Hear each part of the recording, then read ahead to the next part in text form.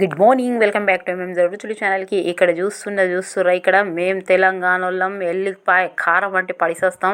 ఇక ఇట్లా బయట చల్లగా వర్షం పడ్డేటప్పుడు మా నానమ్మ ఇట్లా ఎల్లిపాయ కారం నూరి మనిషికో ముద్ద ఇట్లా మంచిగా వేసి ఇస్తుండే. గొంతులో కిచ్చు దగ్గు దమ్ములు ఎవ్వి రాకపోవు.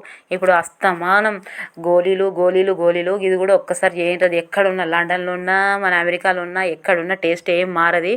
మనం అందరికీ తెలిసే ఉంటుంది దాదాపుగా నానమ్మకు అమ్మమ్మలకు ఈ ఎల్లిపాయ కారం అంటే ఇట్లా సింపుల్గా కూడా చేసుకోవచ్చు. ఇట్లా ఇక అందరికీ తెలుసు, కానీ అబ్బా ఎల్లిపాయ కారం అనగానే అట్లా ఉంటుంది. ఒక్కొక్కసారి ఇది కూడా తినాలి, పిల్లలకు కూడా తినిపించాలి. దీని రుచి, దీని ట్రెడిషనల్ అన్నీ గుర్తుకొస్తాయి.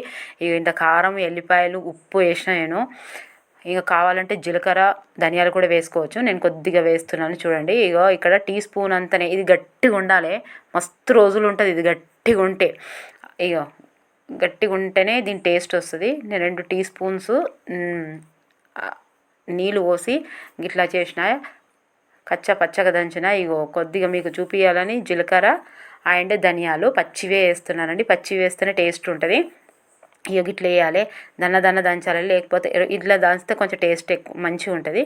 ఇలా దంచుడు మీకు అవైలబుల్గా లేకపోతే మిక్సీ వేసుకోవచ్చు, ఏం కాదు.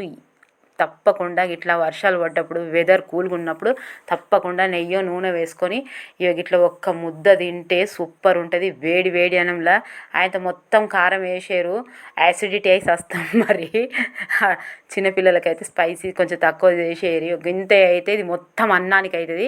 మళ్ళీ మీరు కారం వేసుకున్నప్పుడు మనం స్టైల్గా ఎక్కడైనా పోయినప్పుడు తిన్నట్టు తింటే దాని మజా రాదండి. మొత్తం ప్లేటు నిండా ఇట్లా మంచిగా మొత్తం కారం వేసి నెయ్యి వేసి ఇట్లా మొత్తం ఇక కలుపుడు చూసిరా, నోట్లో నీళ్ళు వస్తున్నాయి కదా. ఇక ఆకలి అవుతుండాలి, ఇట్లా కలిపితేనే దాని మజా.